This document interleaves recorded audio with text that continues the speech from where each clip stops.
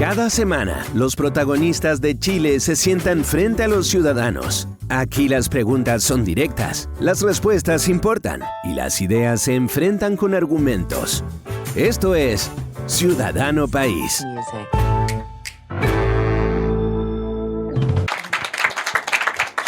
¿Qué tal? ¿Cómo están? Muy buenas noches. Bienvenidos a un nuevo capítulo de Ciudadano País, aquí como siempre en el Don Clan Piano Bar, en el restaurante Don Carlos, el mejor lugar para venir en Santiago, aquí en el barrio Isidore, y por supuesto la mejor conversación en profundidad que tenemos todas las semanas, ¿no es cierto?, con nuestros grandes invitados. Javier Pérez, ¿cómo estás? Bien, Connie. Oye, empezamos distinto hoy día. Empezamos distinto, estamos cambiando el formato, sí, nos estamos ajustando. Nos estamos ajustando. Y hoy día también vamos a tener harta sorpresa porque hoy el público también va a poder ser protagonista, va a poder hacerle una pregunta a nuestro invitado. Así es. Buena semana para el gobierno, se aprobó la mega reforma. Buena semana, sí. Anuncios en temas de seguridad. Desafíos importantes en ese ámbito. Desafíos importantes. Algunos cuestionamientos ya han venido desde el Senado, pero vamos a tener que ver y vamos a preguntarle a nuestros invitados también ¿por qué estamos tan pesimistas los chilenos? Porque la verdad es que ha sido un elemento bien gravitante, por lo menos lo que vimos en las encuestas del fin de semana. ¿Será el invierno? ¿Será la lluvia? ¿Será el frío? ¿Qué será? Pueden ser varias cosas. Acuérdense ustedes, todos los días martes estamos con Ciudadano País, por supuesto con nuestros media partners. Así es. La Metro TV, Radio La Metro y TVX Televisión. Así que estamos muy contentos de iniciar un nuevo programa de Ciudadano País. Bien, vamos entonces con nuestro primer invitado, Javier. Por supuesto. Nos sentamos para presentarlo. Así es. Le avisamos al público que preparen sus preguntas, porque van a poder participar. Y que aplaudan por supuesto, a nuestro invitado. Más cerca del público, que es lo que siempre hemos querido, que haya una participación de nuestro público también, porque obviamente son los protagonistas, por eso el programa se llama Ciudadano País. Y hoy día, bueno, tenemos a nuestro primer invitado, muchas gracias por estar con nosotros, estamos junto a Juan Sutil, empresario, expresidente de la CPC, y bueno, también con experiencia en el mundo político. Hay harto apoyo ahí, ¿o no? Bienvenido. Muchas gracias, Connie. Gracias, Javier, por la invitación. Y a todo el público aquí presente, que ¿sí? Lo tengo a mi espalda, pero están aquí participando con nosotros, así que no hay problema. Cuando hagan las preguntas después al final, cuando haya alguna otra pregunta, también te puedes, si quieres, dar vuelta ahí para poder responderle de frente. Ok, no hay problema. Vamos, Javier Pérez. Juan, a ver, bueno, ha sido una semana intensa esta aprobación de la mega reforma. Lo primero, Juan, tú has declarado, has sido un defensor bien importante de la aprobación de la mega reforma. Primero, ¿cuáles crees tú que van a ser las implicancias más importantes, más directas? ¿Y qué crees que todavía falta para dinamizar la economía chilena?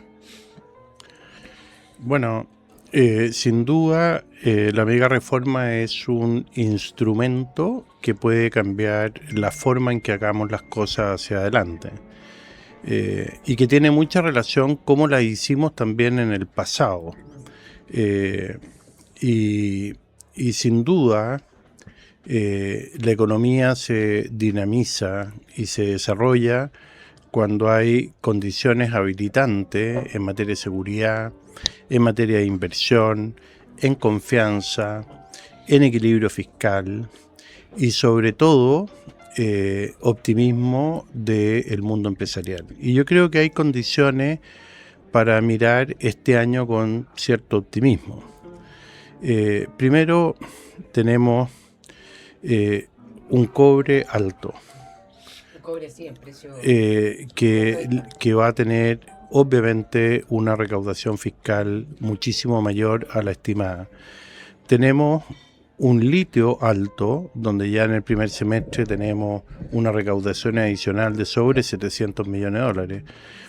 Y por otro lado, tenemos un gobierno que ha actuado responsablemente y ha hecho ajustes donde se supone que el equilibrio fiscal va a tener un ajuste del orden de 2.000 millones de dólares. Entonces, cuando uno mira el conjunto, bajo mi opinión, uno tiene que ver no solo las condiciones que permitan que el sector productivo y el sector empresarial tome cuotas de confianza mayor, sino que también haya un equilibrio fiscal que permita que la salud financiera del país, y en este caso las clasificaciones de riesgo de Chile, sean las adecuadas. Y también creo que en el escenario internacional, lo que está pasando en el Medio Oriente, a lo menos está relativamente estabilizado en materia de costos, especialmente del principal insumo que importa Chile, que es el petróleo, y por lo tanto si eso debería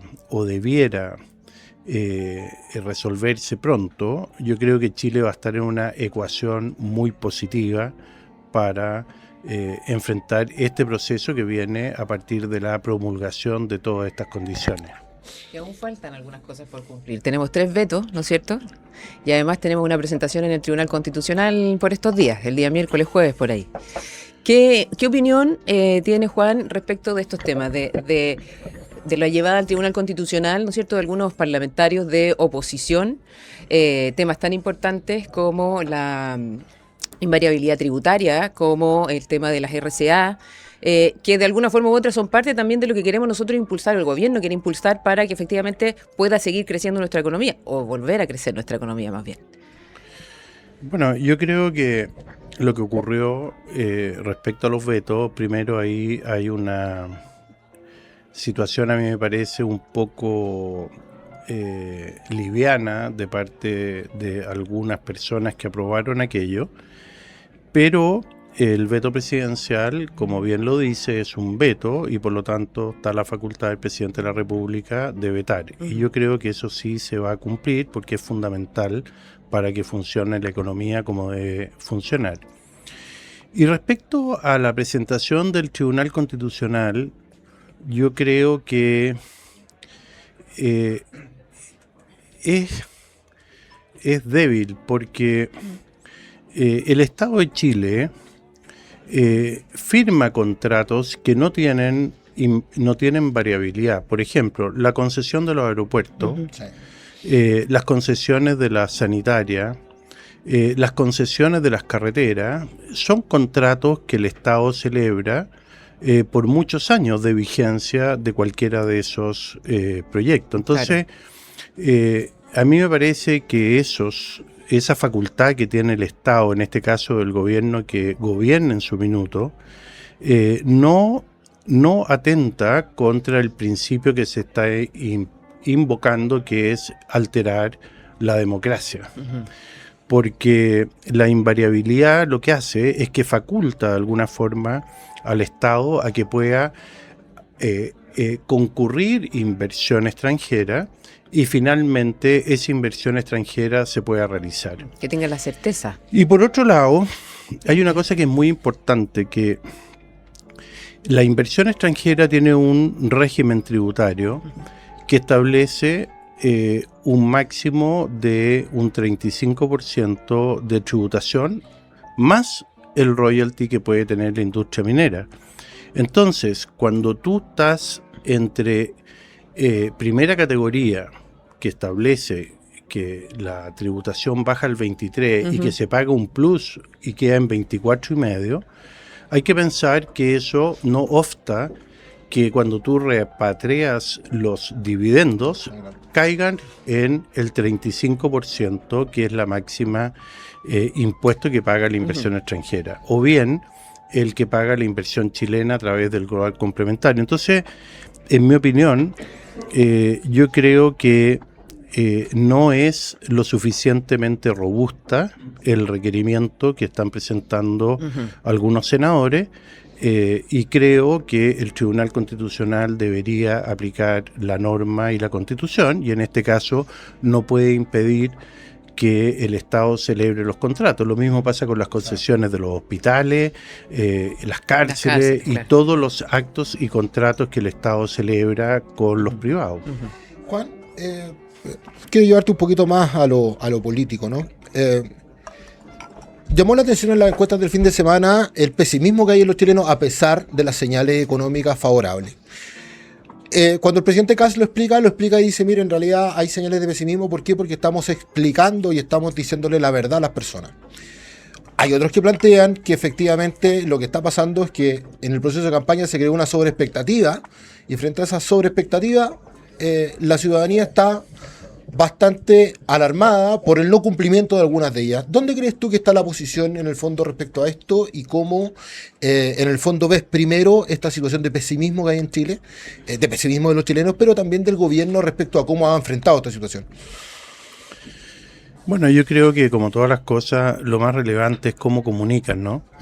Y si bien es cierto, el gobierno ha tenido algunas falencias al respecto, yo creo que en lo sustancial las condiciones están para tener optimismo, porque el mundo productivo, el mundo empresarial, lo que necesita es estabilidad. Si tú miras lo que ocurrió en todos los procesos en que Chile ha sido exitoso, el término del gobierno militar, el inicio de la democracia, los acuerdos políticos que se llevó a cabo entre gobierno y oposición, permitió que eso el país finalmente lo capitalizara a través de crecimiento, desarrollo, inversión. Y eso llevó, por ejemplo, la minería de 1,5 millones de toneladas a 5 millones de toneladas de cobre. Y perfectamente es pensable que un proyecto de esta naturaleza pueda permitir que inversiones tan importantes como esa, o inversiones en infraestructura, o inversiones en transformación energética, y en todos los ámbitos que Chile necesita para su desarrollo, incluyendo portuario, van a estar en la ecuación. Y Chile tiene esas condiciones porque tiene los tratados internacionales, porque los inversionistas tienen el CIADI para recurrir a cualquiera de las controversias, y sobre todo Chile tiene una institucionalidad que, en mi opinión, permitió banquearnos una crisis social a través del estallido, una crisis de pandemia, una crisis económica producto de eso, y finalmente una crisis institucional a través de los procesos constitucionales. Y sin embargo, estamos hoy día en un país que sigue su marcha, sí, que continúa su democracia y que podemos mirar con optimismo que el país funciona. Y finalmente también nos banqueamos un gobierno que en un momento dado quiso refundar el país desde las cosas más básicas. Entonces, creo que debería haber un cambio en la mirada y creo que desde el punto de vista empresarial eso está empezando a ocurrir. Ahora, del punto de vista de las personas, efectivamente, la campaña tuvo propuestas que muchas de ellas no son tan fáciles una vez que uno gobierna, y como dicen por ahí vulgarmente, otra cosa es con guitarra, sí, y que no se pueden llevar adelante, y eso por supuesto que le genera a una parte importante de la población algún grado de incomodidad o desconfianza, ¿no? Pero cuando tú actúas sobre los hechos y cuando tú vas cambiando las condiciones que habilitan ciertas cosas, yo creo que ese pesimismo se va a transformar en optimismo. Y hay cifras que hoy día lo indican. Mira lo que está pasando en la Araucanía respecto de la situación que teníamos antes de y hoy día en materia de delitos, y lo que está pasando también con los delitos comunes que están bajando. Entonces, yo creo que eso hay que comunicarlo bien y que las personas también lo tienen que percibir. Y finalmente, el impulso económico es muy importante porque las personas que más necesitan de un buen empleo o que más necesitan de oportunidades, las van a encontrar en la medida que el país se desarrolle y crezca. Juan, aprovecho de preguntar, ya que dentro de la respuesta señalaste que el tema de la minería, ¿no es cierto?, el precio del cobre y cómo ha ido evolucionando. ¿Qué te pareció el anuncio que hizo hoy día el ministro de Hacienda, Jorge Quiroz, respecto de la capitalización, bien digo, del 100% de Codelco? Bueno, yo no estuve en esa noticia. ¿Pero no estás de acuerdo o...? No, yo creo que Codelco necesita capitalizarse, porque lo que ha hecho Codelco es que ha invertido y lo que ellos tienen como fuente de flujo son las depreciaciones, ¿no es cierto?, que son cerca de 4.000 millones al año, y las inversiones son superiores, y por lo tanto yo creo que el accionista principal, que es el Estado de Chile y todos los chilenos, lo que no pueden hacer es tragarse los flujos completos de la compañía. Y en ese sentido, Codelco efectivamente necesita capitalizarse, necesita estructurarse, y esa capitalización a mí me parece que es lo correcto. Porque si fuera una empresa privada, probablemente Codelco, si no tuviera el notch de riesgo Estado de Chile, estaría en una situación bastante delicada. Bien compleja, sí. Juan, y en ese mismo sentido, y a propósito de economía, pero también de seguridad, ¿no? A propósito del pesimismo, ¿no? Hemos visto por un lado el tema económico que le llega muy fuerte al gobierno con la famosa alza de la benzina, que golpea muy fuertemente en su popularidad, más allá de que la medida pudiera parecer responsable fiscalmente y responsable políticamente. Pero también hay otra expectativa del gobierno respecto al tema de la seguridad. Tú fuiste protagonista, te tocó participar en la campaña de Evelyn Matei en su momento. Y efectivamente es un segundo tema que al parecer a los chilenos les importa mucho. Primero, ¿cómo lo ven desde el empresariado los anuncios que ha hecho el presidente Kast respecto a esta ley de seguridad? Y cómo en el fondo tú ves que estas perspectivas también en este tema pueden mejorar como el segundo eje estructural del gobierno del presidente Kast. Yo creo que son muy importantes porque Chile fue avanzando y nos fueron como abordando el crimen organizado. Yo me acuerdo cuando estaba en la CPC de haber recibido al director del Atlantic Council, que es una agencia del Departamento de Estado de Estados Unidos, que cuando vino a Chile dijo, oiga, yo me quiero juntar con Juan Sutil. Y bueno... Perdón, el periodo, Juan, fue entre 2020 y 2022, ¿no? Sí, esto fue justo cuando yo salí. Y bueno, me acuerdo en esa reunión que tiraron un plano, y era el plano de Chile, y venía cómo estaba actuando el crimen organizado, cómo estaba el Tren de Aragua, quiénes manejaban el negocio de la droga, quién manejaba la prostitución, quién manejaba el narcotráfico, quién manejaba el comercio ilegal, quién manejaba la extorsión, etcétera, etcétera. Y fue muy impresionante. Y en esa mesa habían dirigentes de gremios importantes. Y cuando tú miras esa realidad que estaba solapada, y me acuerdo que yo pregunté y dije, bueno, ¿cuándo van a venir por nosotros? Sí, claro. Entonces la respuesta fue, bueno, ¿sabe qué más? A los políticos, a los empresarios no los van a tocar, porque si los tocan, va a venir una reacción política y se van a endurecer. Y por lo tanto, si a usted lo raptan, claro, o a alguien de su matan, familia, en el fondo, claro. o a un diputado, un senador, bueno, viene la mano dura. Entonces, ahí lo que está ocurriendo es que está funcionando una organización delictual que tiene otros códigos y que Chile tiene que ponerse al día, porque tiene que enfrentar esa realidad que la tiene también otros países en Latinoamérica. Entonces, desde esa mirada, a mí me parece que es correcto pensar que las instituciones que están para proteger a los chilenos, como son las policías, carabineros, las instituciones públicas como es aduana, etcétera, etcétera, tienen que actuar. Yo no sé, perdona que termine, si ustedes vieron un reporte que hizo la CPC del comercio ilícito, ¿no?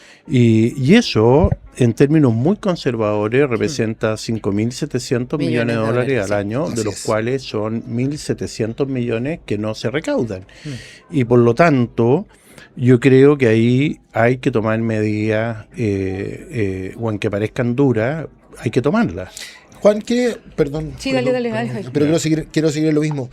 Ayer hubo mucha crítica, o en estos días, hubo mucha crítica de la ex ministra del Interior y candidata presidencial Carolina Tovar respecto a que acá pareciera ser que faltara algo, que es el tema del secreto bancario, que ya parece una conversación agotada, ¿no? Solo faltaba eso. Solo faltaba eso. Y que por lo tanto, Juan, ¿tú cómo lo ves? ¿Tú ves que hay una real preocupación respecto al tema, o es un tema ya más ideológico y ha pasado a ser casi como un mantra?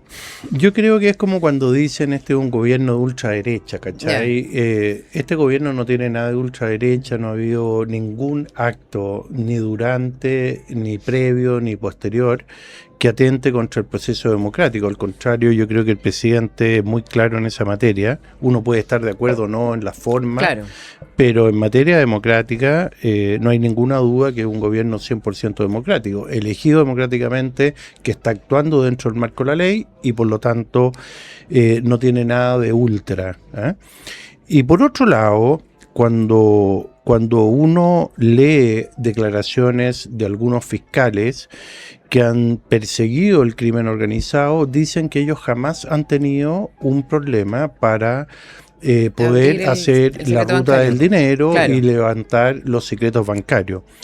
La preocupación está en que cuando tú no tienes contrapeso en levantar la intimidad del secreto bancario de una persona, como puede ser un tribunal, lo que ocurre es que puede ser mal usado. Y que hay discrecionalidad del funcionario público de turno nomás. Evidente. Claro. Y ahí aquellas personas que han tenido ciertas persecuciones, bueno, entienden perfectamente de lo que uno está hablando. Uh-huh. Y Chile también, en mi opinión, hemos caído en una mala práctica que es la falta de privacidad, valga la redundancia, a aquellas cosas que requieren privacidad, como son las investigaciones, los procesos judiciales que se ventilan. Todo, claro. O bien, mira lo que le pasó a Javier Echeverri. Javier Echeverri presentó un requerimiento al Servicio de Impuestos Internos para retasar la ampliación de una propiedad. Uh-huh. Impuestos Internos no actuó con la debida diligencia y finalmente fue filtrado y terminó teniendo que presentar la renuncia. Uh-huh. Entonces, esos mal usos son de alguna forma también que hay que resguardar. Y creo que el secreto bancario debiera ser quizás más flexible en términos de procesos judiciales, más ágiles, pero no puede estar abierto a que un funcionario del Estado simplemente porque por alguna buena razón decide o por alguna mala razón. Evidente. Sí, claro. Juan, pero ¿cuál es el rol de los empresarios, más allá de los gremios? Porque uno entiende más o menos lo que hacen los gremios, la CPC, no sé, la SOFOFA, las cámaras de comercio de Santiago, qué sé yo, a lo largo del país, los distintos gremios en general. ¿Cómo se llama? Los gremios que vienen a las pymes, etcétera. Pero los empresarios, ¿cuál es el rol que deberían cumplir o cuál es la participación ciudadana que también deberían tener? Porque desde un punto de vista de comunicaciones, acá lo que siempre informa no es el Estado, ¿no es cierto?, el gobierno, algunas organizaciones gremiales, pero muy bajito, pero hay una falta de participación de las empresas, de los empresarios particularmente, que tienen un rol social fundamental en el desarrollo de nuestro país. ¿Cómo lo ves desde ese punto de vista? ¿Falta que se metan un poco más, que opinen? Yo creo que los empresarios tienen el deber de opinar. Uh-huh. Yo lo he hecho toda mi vida. Así como opina un médico, claro, que entra a la política, hay muchos que son senadores o diputados o ministros, o puede ser un artista o puede ser un periodista, ¿no? El sector empresarial en todos los niveles, pequeño, mediano y grande, no tienen por qué restarse. Y eso también es parte de una batalla cultural que en un momento dado llevó al sector empresarial, en mi opinión, incorrecta, a mantenerse al margen. Sí. Ahora, tiene sus costos. Sí, claro. Tiene sus costos. Y esos costos hay que asumirlos porque el bien del país está de por medio. Yo los asumí. Exacto, sí. Y me comí varios atentados en mi periodo en la CPC y creo que valieron la pena por lo que se hizo. Constanza Telles, pues alguna pregunta al público, ¿no? Si vaya por favor, adelante. Ya, oye, yo tengo una última pregunta, sí, desde lo comunicacional también. ¿Qué te parece el show mediático que están dando muchos parlamentarios? Con escándalos, unas cuñas muy simples, muy sencillas, solamente para las redes sociales, pero mucha performance, ¿no? A ver, yo quiero volver un poco para atrás. Yo creo que la gran responsable de la situación en que está la política chilena fue la presidenta Bachelet. Bachelet II, el año 2015, hizo una reforma al sistema político donde pulverizó la convivencia nacional. Y por lo tanto hoy día tú tenés 22 partidos políticos, tienes diputados que con un discurso estridente, con 5 o 6 puntos salen y le hablan a un nicho con una estridencia que a mí me parece que está totalmente fuera de lo que es una buena política. También destruyó la educación nacional y también destruyó el desarrollo y el crecimiento del país. Estábamos a punto de alcanzar el desarrollo. Piensa que según las cifras que tiene el Banco Mundial y el Fondo Monetario, Chile debiéramos estar en paridad corregida en el año 2028, 29 en $40.000. Oye, ¿qué hubiera pasado si hubiéramos crecido al 3,5 o 4%? Probablemente ya seríamos un país desarrollado en una década. Entonces, en ese sentido, yo creo que es muy importante todas las medidas que se están tomando, y una de ellas es corregir el sistema político. Y ahí yo lamento que en el segundo proceso constitucional, con la propuesta que hicieron los expertos, se resolvían muchas cosas. Entre ellas, se resolvía el sistema político, la caja del sistema político, y se volvía, con el sistema que se proponía, a tener 4 o 5 bloques políticos, unos más extremos y más bien más sensatos al medio, ¿no? Me refiero derecha, centro izquierda, izquierda y quizá algún otro por ahí. Y eso yo creo que es muy importante porque es parte de la estabilidad que el país necesita. Y lo otro que también ocurría, que es también muy importante, era que el sistema de inamovilidad de los funcionarios públicos también quedaba resuelto, como también el derecho a la propiedad a través de que los bienes públicos pudieran ser entregados por el sector del Estado y los privados en igualdad de condiciones. Me refiero a acceso a la vivienda, salud, educación y otros. Entonces, yo creo que en ese proyecto está la base de lo que debiéramos avanzar en materia de reforma constitucional, que para eso está el Congreso, para que haga y cumpla su función. Juan, ahora sí, porque estamos con el tiempo, sí. Y yo me mandé una pregunta. Vaya nomás. Con mucho gusto, Patricio Bolena por acá. La pregunta es bien puntual. Durante décadas Chile fue siempre un ejemplo como sistema modelo económico para Latinoamérica, y pareciera ser que los últimos 10, 12 años perdió cierta rapidez o competitividad con países que han aprovechado oportunidades de infraestructura e inversiones extranjeras como Perú. En ese sentido, más allá de la permisología que siempre se habla que es muy grande acá en Chile, ¿qué otros temas tú ves como relevantes con esta pérdida de competitividad con otros países de la región? Perfecto. Aprovechemos la segunda pregunta al tiro. Pato Telles. Yo tengo una empresa, ¿ya? Y está la cosa frenada. Se siente muy lento. No se ve, yo hasta ahora no veo como una fecha en que uno pueda esperar que la cosa empiece a repuntar.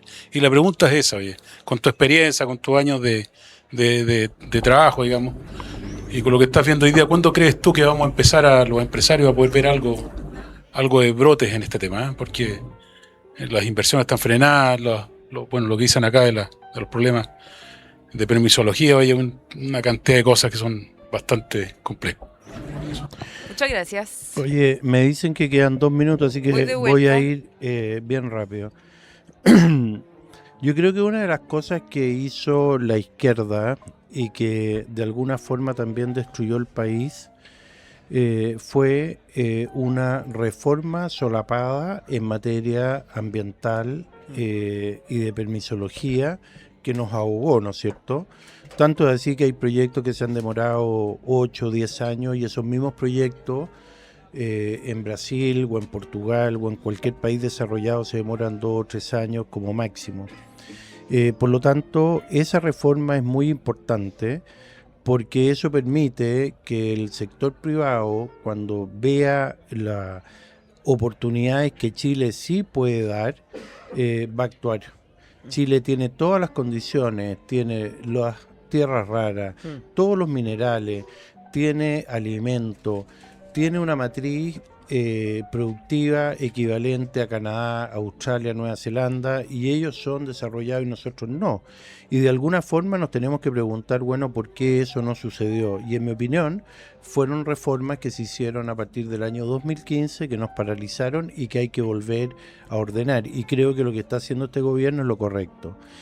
Y respecto a la segunda pregunta, los economistas, si uno les cree, ya pronostican un segundo semestre con mayor fuerza que va a permitir que el país siga avanzando, y también se están planteando bases en función a las inversiones que se esperan que ocurran, en que el próximo año el país puede crecer a tasas del 3%. Si eso es así, sin duda que todas las empresas van a poderse mover, porque el sistema empresarial, que es una unidad, están los chicos, los medianos grandes, los súper grandes, y estamos todos encadenados.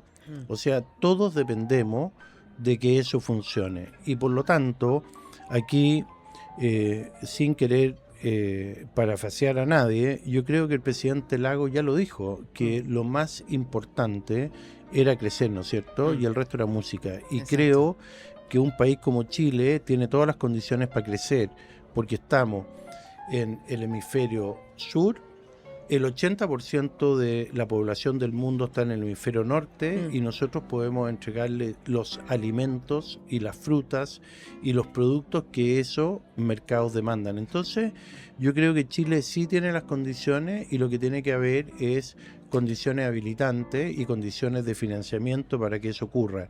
Y finalmente, tú tienes el caso de la industria inmobiliaria y de la construcción, que también está paralizada, fruto de la judicialización, fruto de que tú dependes de ciertos permisos o ciertas condiciones para poder aprobar tus proyectos. Hay empresas constructoras que han quebrado después de tener los edificios construidos, claro, terminados, porque no pueden entregar sus departamentos o sus productos al mercado, fruto de que se los tranca alguien. Entonces, si nosotros logramos quebrar eso y volvernos a poner en una posición, y ustedes mencionaron Perú, yo tengo inversiones en Perú, también las tengo en Estados Unidos, y los empresarios en ambas partes de alguna forma nos ponen alfombra roja, y el sector gobierno o el Estado está a disposición de que eso funcione, y por eso se explica en alguna medida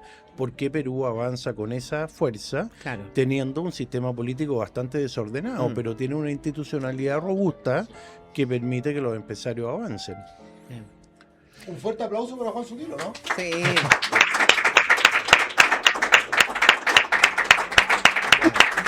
Muchísimas gracias, Juan, por estar con nosotros en este ya sexto capítulo de Ciudadano País. De Ciudadano País, sí. Así muchas que gracias, Juan, muchas gracias por la invitación. Sí, pero espero que se haya sentido bien, pues. Sí, no hay problema, un poco incómodo porque nunca había estado de espalda. Público. Pero es que el público es parte de la escenografía. El público es parte de la escenografía, sí, claro. Son así. De verdad, no son de cartón. Sí, efectivamente. Yo les dije que pónganme que al lado, me dijeron que no. Bueno, y nosotros vamos a la primera pausa.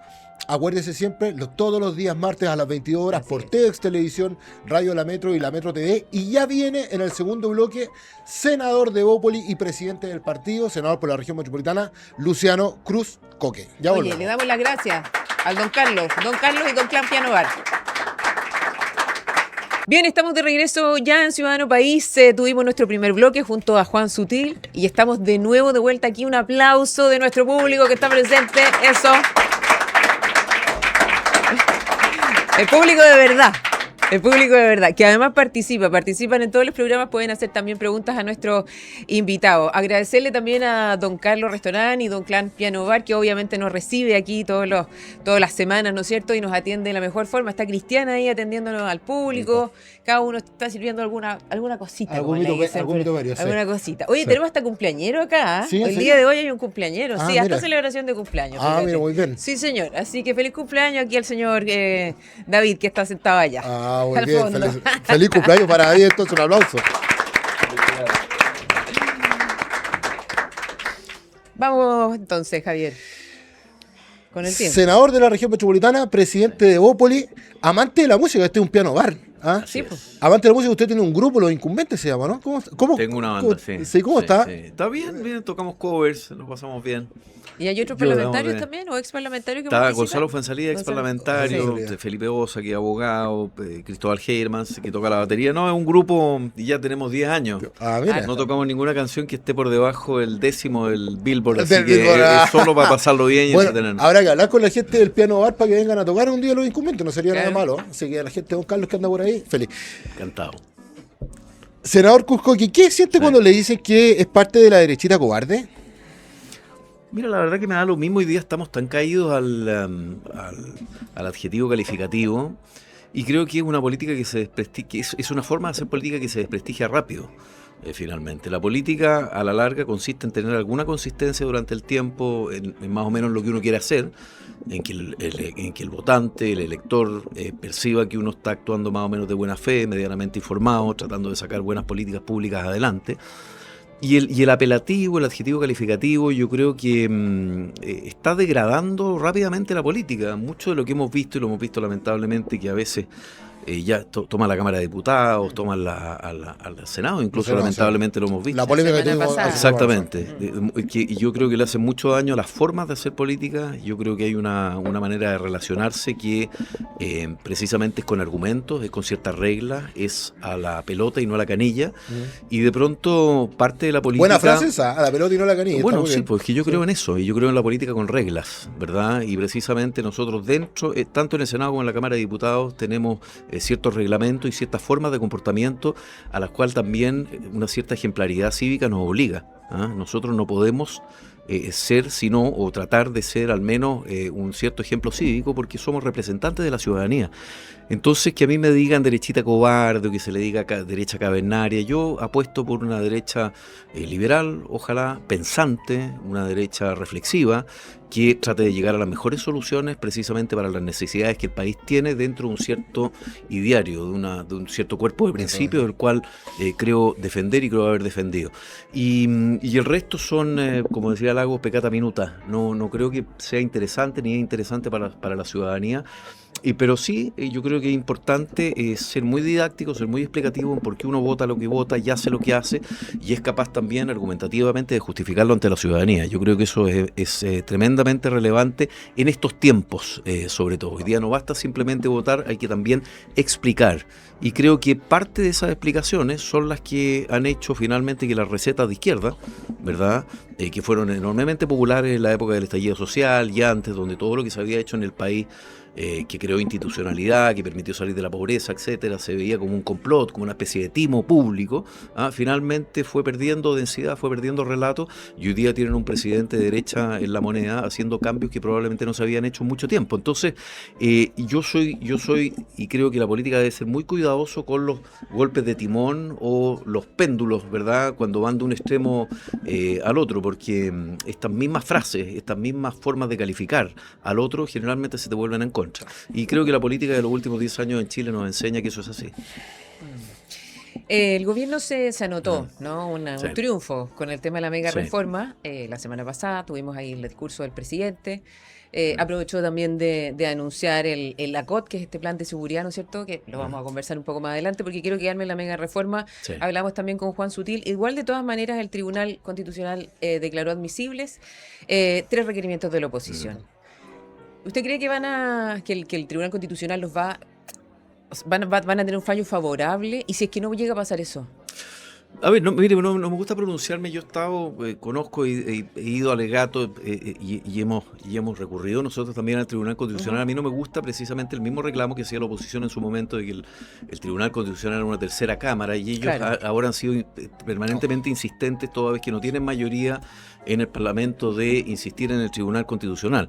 Ahora, no creo que sea bueno que uno se pronuncie respecto de lo que el tribunal va a hacer, pero mi sensación en general es de pensar de que si la invariabilidad tributaria creada por el presidente Frei Montalva, ¿verdad?, se mantuvo durante los 30 años de democracia, ¿verdad?, habiendo sido modificada por distintas reformas tributarias, y nadie levantó el punto de que podía tratarse de una ley que eventualmente atentara contra la democracia.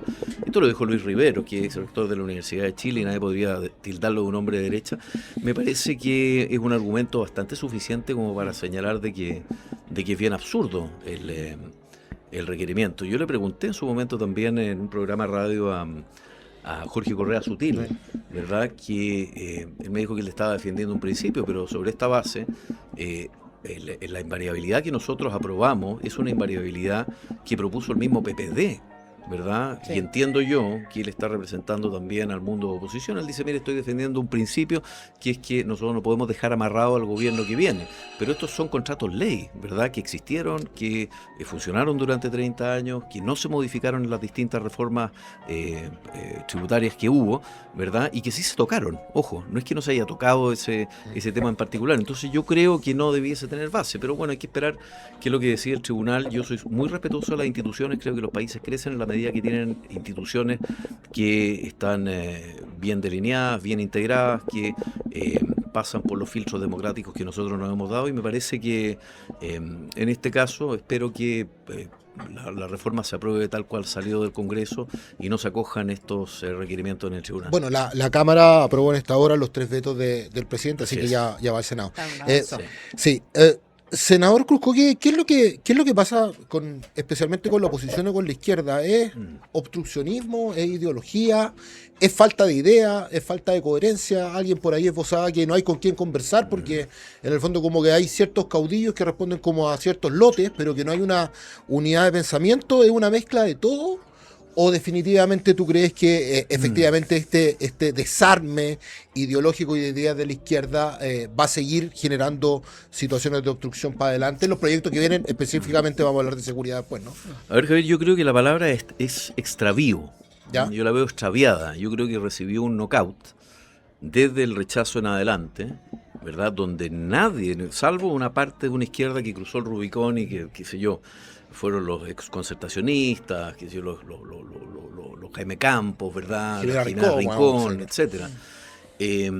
Pero es gente que de alguna manera se desilusionó del actuar un poquito extremo de una izquierda que quería refundar el país. Esto lo estaba escuchando recién con Juan. Creo que Juan lo describió muy bien. Acá se trató de cambiar el país como un poco de base, y no se entendió que los países efectivamente pueden ir modificando sus normas, pueden ir teniendo cambios culturales, pero deben hacerse por la vía de reformas y teniendo en consideración qué es lo que es también el país culturalmente, legalmente, cuáles son sus tradiciones. Acá yo creo que todo eso se obvió y se pensó que, o se quiso instalar la idea de que todo lo que había sucedido durante los últimos años, el crecimiento, el desarrollo del país, el hecho de que haya salido cerca de 50% de personas de la pobreza, de que el país haya tenido, qué sé yo, agua potable en todo el país, se haya electrificado, haya tenido inversiones grandes, las concesiones, etcétera, todo había sido una especie de idea de esquilmar al pobre, y eso yo creo que no flotó, y yo creo que le significó también un golpe muy duro a la actual oposición, ¿verdad? Y yo creo que está muy extraviado, y por eso es que nadie es hoy día muy penalizado, incluso aquellos que trataron de levantar la cabeza y decir, mire, yo quiero proponer algo. El PPD de hecho propuso algo, Sí. pero fue castigado. La senadora Loreto Carvajal, el senador Celis, ¿verdad?, fueron tremendamente castigados por una izquierda más radical que cree que metiéndose en una trinchera, tratando de generar, a costa de decir exclusivamente no, alguna suerte de cohesión, alguna suerte de unidad, va a conseguir algo, y lo que tenemos hoy día es una oposición que no hace ninguna propuesta, Y ¿verdad? pero Tampoco vimos el extravío, que hubiese- pero el extravío va a terminar porque quedan todavía 3 años y medio de gobierno. Claro. Pero no, el extravío, tiempo. el extravío no termina si tú no tienes un plan alternativo. Y la pregunta que hago yo es: ¿dónde está el socialismo democrático con un plan distinto del Frente Amplio y del Partido Comunista? No lo veo. Hoy día yo veo que en pos de tratar de conservar alguna suerte de unión común, se van al extremo. No hay nadie. Me imagino que ahora con la agenda de seguridad probablemente eso les va a producir, porque estoy Un poco seguro, de bueno, ruido. ya hemos visto que el Partido Comunista ha señalado que Sí. entre la CUT y la CONFECH van a salir a manifestarse manifestarse. pacíficamente. Siempre se manifiestan pacíficamente, siempre terminamos en violencia. Sí. Ese es el drama de todo esto. O sea, la idea de manifestación pacífica, que es muy loable y está protegida por la Constitución, en realidad con ello siempre termina en violencia, ¿verdad? Ya lo vimos durante el estallido social. Entonces, creo yo que si ellos no hacen un acto de reflexión, sobre todo, me imagino que el PPD, el Partido Socialista, lo que va quedando de la democracia cristiana, y presentan un proyecto que la ciudadanía pueda pensar que es un proyecto que el día de mañana pueda tener algún asidero con la ciudadanía, con los temas de seguridad, con los temas de pega, de laborales, de desarrollo económico, yo no veo que ese extravío vaya a terminar muy luego. Senador, y vamos entonces ahora al tema de la seguridad. Se presentó, ¿no es cierto?, este plan de seguridad que en general ha tenido una muy buena recepción de la ciudadanía.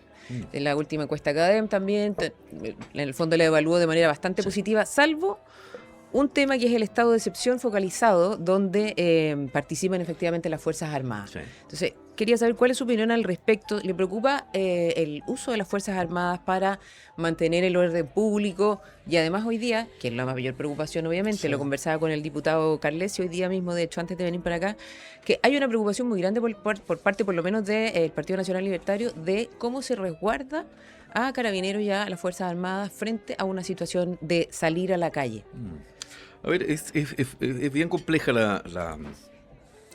el querer innovar en los estados de excepción constitucional. Nosotros tenemos que hace más de 3 años en la zona del Biobío y la Araucanía, Tenía, sí. ¿verdad? Y en el norte también. También, sí. Paradojalmente, además se recurrió a ellos por parte de un gobierno como el gobierno del presidente Boric, Ujú. ¿verdad? Que señalaba que no había que militarizar el Gualmapu y tenía una cantidad de conceptos que, bueno, finalmente fueron ellos los que terminaron implementando estos estados de excepción, ¿verdad? Que se pueden modificar en el margen por la vía de decretos, pero hay 2 leyes en particular que intentaron, dentro del acuerdo Coloma-Toá, ¿recuerdas tú que Sí, eran sí, cerca sí. de 32 medidas Ya. que propuso en ese momento el presidente del Senado, en conjunto con los senadores, a la ministra Toá, para avanzar en temas de seguridad, de terrorismo, de violencia rural, llámese de delincuencia en particular, y que costó mucho sacar? De hecho, han estado parados en general en la Comisión de Defensa y en la Comisión de Seguridad, que una de las reglas de uso de la fuerza, Ujú. ¿verdad? ¿Y por qué las reglas del uso de la fuerza? Porque tú tienes que tener muy claro, cuando tú sales a combatir a la violencia urbana o el crimen en general, qué herramientas puedes usar y cuáles no puedes Ujú. usar, ¿verdad? Y eso le da también a quien ejerce la legítima violencia, O sea, o por parte del- el legítimo uso por parte de la del fuerza Estado, por parte del Estado. Claro. ¿verdad? Que es un uso monopólico que tiene el Estado, le da también cierta protección a quien la ejerce, ¿verdad? En este caso, carabineros, policía. Y por otra parte, la ley de infraestructura crítica. La ley de infraestructura crítica implica que tú defines cuáles son ciertos elementos. ¿Por qué se ha o demorado ciertas- tanto, Luciano? Bueno, por lo mismo. Primero porque tú tienes que hacer un listado de qué es lo que es infraestructura crítica, Ya. ¿verdad? ¿Qué Identificarlo. es infraestructura, ¿verdad? Qué sé yo, son centrales eléctricas, son líneas de transmisión, etcétera. Tú tienes son las comisarías, son los regimientos, el agua, ¿verdad? En la logística para poder alimentar, qué sé yo, proveer los insumos que la población, etcétera. Es muy largo y no se ha logrado llegar a un acuerdo respecto de ese mismo listado. Y segundo, dado que esa infraestructura crítica sí estaría protegida por las Fuerzas Armadas y de Orden, distinto de las policías, y se tendría que complementar con las policías, tú tienes que definir muy bien cuáles son sus atribuciones respecto de las policías, Claro. y qué sucede si las Fuerzas Armadas enfrentan directamente a la ciudadanía, Sí. en caso de que alguien quiera atentar contra esa infraestructura crítica.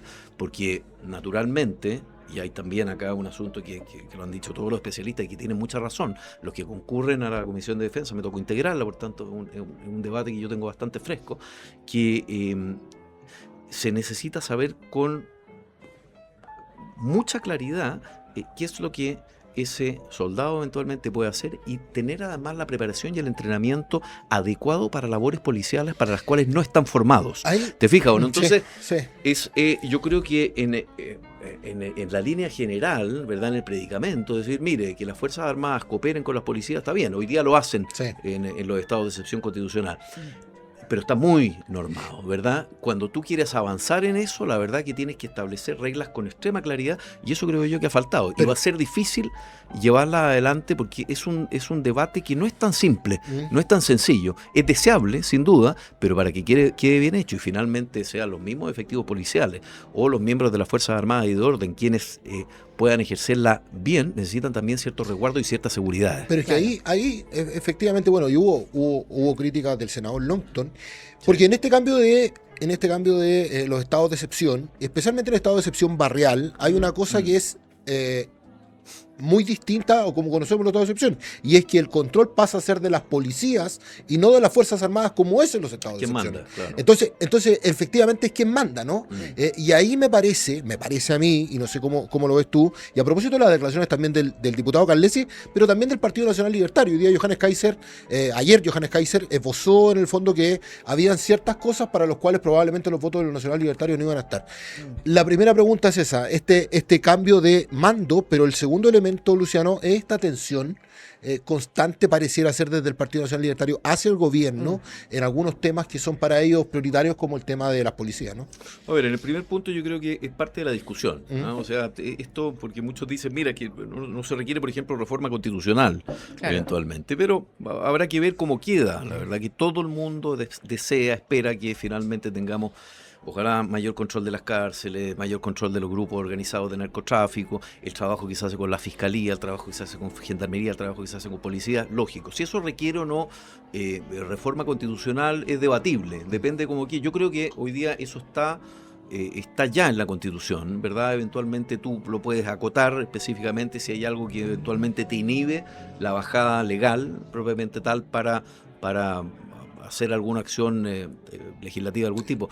Pero así que es parte de la discusión, ¿verdad? Se puede dar y hay que ver en qué tono la enfrenta también el ministro Rau, que ha sido un muy buen ministro a todo esto, tengo la impresión. Además ha sido muy organizado y me parece que la agenda es de una robustez tal que la verdad es que es bien inoponible. 4 toneladas de droga este fin de semana fueron las que se Así es.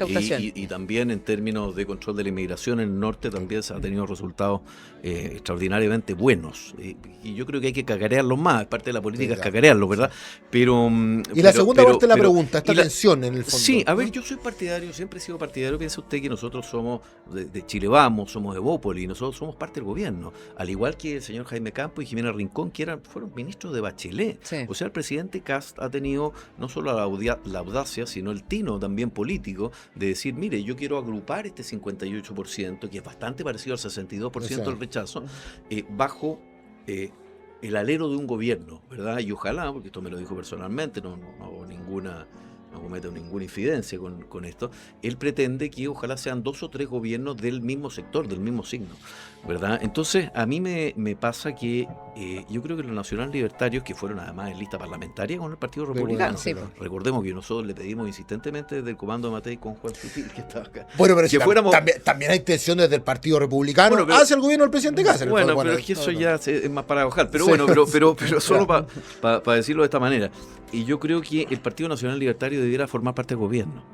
Ahí yo creo que ha faltado generar los mecanismos de diálogo precisamente para que un partido que piensa prácticamente en el 90% de las cosas parecidas al Partido Republicano, que fueron en lista parlamentaria común. Nosotros nos cansamos con Juan Sutil de pedirles que integráramos una lista única. Tendríamos hoy día 29 senadores y tendríamos la mayoría holgada en la Cámara de Diputados, no tendríamos que andarle pidiendo favores al señor Parisi, al señor Agiles y compañía limitada, ¿verdad? Y podríamos pasar las leyes con alguna facilidad mayor, ¿verdad? Pero no se hizo en su momento. Y yo creo que es momento de decirle, mire, vengan al gobierno ellos dicen, pero es que nos van a poner una mordaza, nos quieren acallar. No se trata de acallar, no se trata de tener un mínimo de consecuencia, de que si tú estás apoyando un gobierno que tú piensas que es de tus ideas, ¿verdad?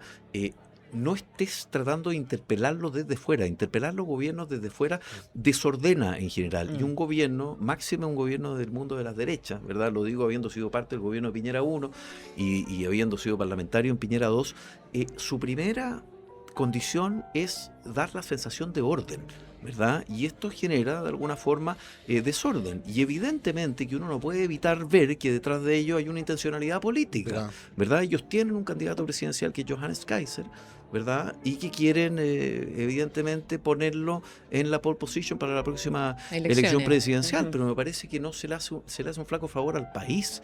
Yo creo que un deber patriótico finalmente de todos quienes estamos apoyando al gobierno es no ponerle piedras en el zapato, no ponerle palitos en la rueda de la bicicleta y permitir que el país avance. Lo que ha hecho Quirós, a mi juicio, es extraordinario. Yo le saco el sombrero. Creo que ha sido dúctil, ha negociado, contrariamente a la imagen, al mono de paja que intentaron de levantar de que este señor no cedía en nada. Por favor, se dio en el crédito al trabajo que costaba $1.500 millones, quedamos en prácticamente 200. Se dio en la franquicia tributaria del CENSE. Se dio en el artículo 8 de la ley de propiedad intelectual. Negoció todo lo que tuvo que negociar con el Partido de la Gente, con el PPD, incluso con los socialistas, ¿verdad? Que algunos no hayan votado como negociaron finalmente. No es culpa de Quirós, pero me parece que lo que ha hecho Quirós en menos de 5 meses ha sido pero realmente extraordinario, y yo creo que esto le va a poner al país, ¿verdad? Un país que viene con 40 meses de cesantía sobre el 8%, con cesantía de mujeres de 2 dígitos desde hace más de un año y medio, el país creciendo durante los últimos 10 años a 1,5% o 2%, algo había que hacer, y me parece que Quirós ha tomado esto en sus manos y está tomando este toro por la sata, y yo creo que va a sacar al país adelante. Esa es mi percepción, lo ha hecho bien, ¿verdad? Entonces yo creo que esto suma a una oposición que está medio perdida, y también a esta oposición amigable que dice ser, ¿verdad? Que yo no entiendo, en el régimen presidencial la verdad que tú eres oposición o eres gobierno. Aquí ojalá, y yo le invito, la conmino, lo invito a sumarse, ojalá al gobierno y a ser parte de él. Yo creo que se puede proponer también desde adentro. Pero habían 2 temas que ellos también destacaban, que no quiero dejar de mencionarlos. Uno era por qué no se habla en algún minuto del Poder Judicial, de hacer cambio al Poder Judicial, porque ellos reclamaban en el fondo que hay jueces con claras tendencias políticas que obviamente habían metido preso por el marco del estallido social, ¿no es cierto?, a Carabineros, etcétera, que hoy día se encuentran en la cárcel. Y por otro lado también el tema de los indultos, que ellos insisten también, el Partido Republicano, pero también mucho el Partido Nacional Libertario. Lo descartó el presidente, o sea, dijo que indultos general por lo menos de él no iba a haber, a no ser que fuera ley del Congreso. Yo creo que en los indultos generales tú tienes el problema que puedes cometer errores. Mira lo que pasó con la serie de indultos del presidente Boric, sí, pues, ¿verdad? Y eso tuvo un costo enorme. Yo creo que a mí la institución del indulto no me gusta. Lo encuentro que es un resabio monárquico extraño, que no sé qué tiene que ver con el régimen. ¿Del indulto presidencial o vía Congreso? No, el indulto presidencial. No, el indulto vía Congreso, sí, claro, es un acuerdo político, claro, ¿verdad? Pero no creo que esté en las condiciones para generarlo. Pero ¿No hay agua en esa piscina? No creo. El indulto presidencial, de verdad que yo creo que tiene que ser acotado, tiene que ser específico. Hay que evitar eventualmente pasar por encima de aquello que los mismos tribunales han señalado, y efectivamente yo creo que hay jueces de izquierda, sin duda, y está llorando hace mucho tiempo. Yo fui parte de la Comisión de Constitución y vuelvo el próximo año, y hay que hacer reforma al sistema de nombramiento de los jueces. Pero claro. Y el Ministerio Público también, bueno, por favor, también sin duda, porque el Ministerio Público también se manda bastante solo, y acá, como en toda institución que nosotros creamos, lo que tenemos que tender es a ciertos equilibrios republicanos, precisamente para que nadie se lleve la pelota para casa. Para la casa. Vamos a pasar. Volviendo a la metáfora futbolística, ¿no? ¿Quiere ir a preguntarle al público con Tanzatelli o no? Yo creo que sí, pues estamos ya como tenemos preguntas del público, ¿no? ¿Alguien del público quiere hacerle una pregunta al senador Pluscuqui, por favor? Sí, ahí está. Voy yo, sí, está fue muy bien. Vamos una y otra. Vamos. Por favor. Mientras tanto, Javier se traslada a la otra parte de nuestro Ricardo escenario, Tuane, de nuestro set. presidente de Unidos por Chile, le quiere hacer una pregunta al senador Pluscuqui. Ahí estamos, ¿ves? Ahí, a la cámara. Senador, Sí, un poco. Antes que nada, felicitaciones a los conductores y a los productores del programa. Muchas gracias. Estas iniciativas son súper valiosas. Senador, ¿cuánto de lo que ha ocurrido en Chile tiene que ver con el silencio de las élites y además con las malas prácticas que algunos partidos políticos al designar a sus candidatos en base a la popularidad y no a la competencia nos han llevado hasta acá? Vamos a hacer rápidamente la segunda pregunta, Mauricio. Segunda pregunta. Yo escucho a Juan Sutil primero y ahora escucho al senador, y pareciera que estuviéramos en un país fantástico que va como avión. Sin embargo, la sensación térmica es completamente distinta y eso lo refleja en las encuestas. ¿Cómo se condice una cosa con la otra? A ver, dos cosas. Respecto a la primera pregunta, efectivamente, yo creo que ha habido responsabilidad en el mundo político, y particularmente creo que hubo responsabilidad, particularmente, y es algo que yo he tratado de combatir mucho a través de reformas, es la reforma electoral que hubo el año 2015. Yo creo que el fin del sistema binominal, que no era particularmente un sistema perfecto, probablemente dejaba algunas minorías fuera, era un sistema que sí permitía, dentro de un sistema presidencial, tener una mayoría de oposición y una mayoría de gobierno, lo que permitía tener un debate más o menos ordenado. Yo creo que la existencia de 22 partidos en la Cámara de Diputados ha hecho precisamente, y la posibilidad además del arrastre. Yo creo que el sistema DON con segunda cifra repartidora, de 2 vueltas, ¿verdad? Yo creo que es un atentado contra la democracia, porque finalmente son candidatos que son poco representativos, ¿verdad? Entonces, yo creo que eso hay que ordenarlo, precisamente porque efectivamente sucede el fenómeno que dices tú, que acá son candidatos que sacan pocos votos o candidatos que se cuelgan de otros y hacen ingeniería electoral precisamente para tratar de aprovechar las ventajas que las reglas del sistema les permiten, y eso yo creo que ha deteriorado también la calidad de nuestra democracia. Primer punto. Y segundo, claro, yo creo que pero ha habido también malas prácticas en partidos políticos, etcétera, y eso sin duda sería torpe negarlo, ¿verdad? Existen y son evidentes, y algunos han terminado, qué sé yo, en la fiscalía, y algunos han terminado con investigaciones, y algunos han terminado incluso con condenas, ¿verdad? Esa es la primera respuesta. De ahí la responsabilidad también de todos quienes estamos en tratar de promover un mejor diálogo político, ¿verdad? Y tener una cierta consistencia en el largo plazo. Sobre la pregunta de Mauricio Israel, es cierto, pero venimos, cualquier gobierno en los últimos años, ¿verdad?, que haya pasado de la primera luna de miel, que son prácticamente, hoy día no son ni 3 meses, ¿verdad?, se enfrenta finalmente al fenómeno de las encuestas, pero yo desdramatizo las encuestas. Lo que pasa es que hemos estado en los últimos años en plebiscito de entrada para ver si entramos a un proceso constitucional, primer plebiscito constituyente, segundo plebiscito constituyente, elección de ¿cómo se llama?, de constitucionales, luego segunda elección de constitucionales, elección de diputados, elección de alcaldes, de core, etcétera. Hemos pasado de elección en elección.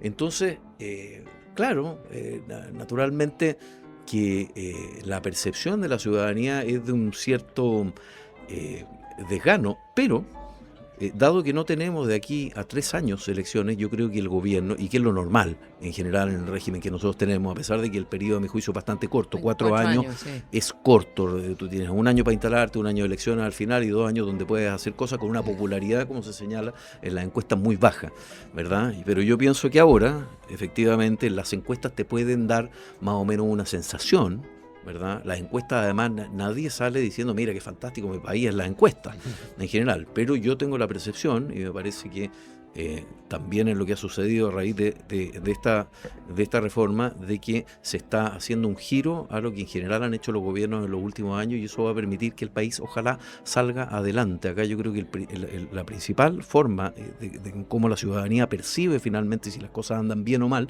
primero en el costo de la vida, y segundo si tienen o no pega, y yo creo que el tema de la pega le ha pegado muy fuerte también al estado de ánimo del país, y espero que eso cambie pronto.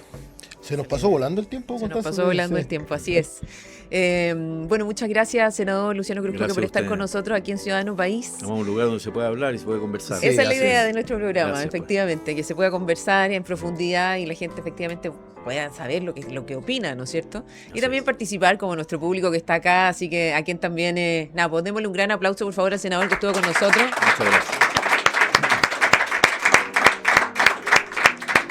Y nos vamos. Sí, agradecerle siempre, por supuesto, a la Metro TV, a Radio La Metro, a TVX Televisión. Recuerden siempre, todos los días martes a las 22 horas estamos con Ciudadano País. Agradecerle también nuevamente al senador Cruz Coque por habernos acompañado. Y agradecer también, por supuesto, a don Carlos y a don Clan Plano Bar, este hermoso lugar que ustedes pueden venir a visitar, siempre abierto acá en el barrio de Isidora Goyenechea, y agradecerles también por la hospitalidad que han tenido con nosotros. Yo me despido, Constanza Telles. Nos Muy vemos. buenas noches. Buenas noches, don Javier Pérez. Ya, que esté muy bien. Nos vamos en la Chao, próxima chao. edición de Ciudadano. Gracias. Gracias por ser parte de esta conversación. Nos vemos en un próximo capítulo de Ciudadano País.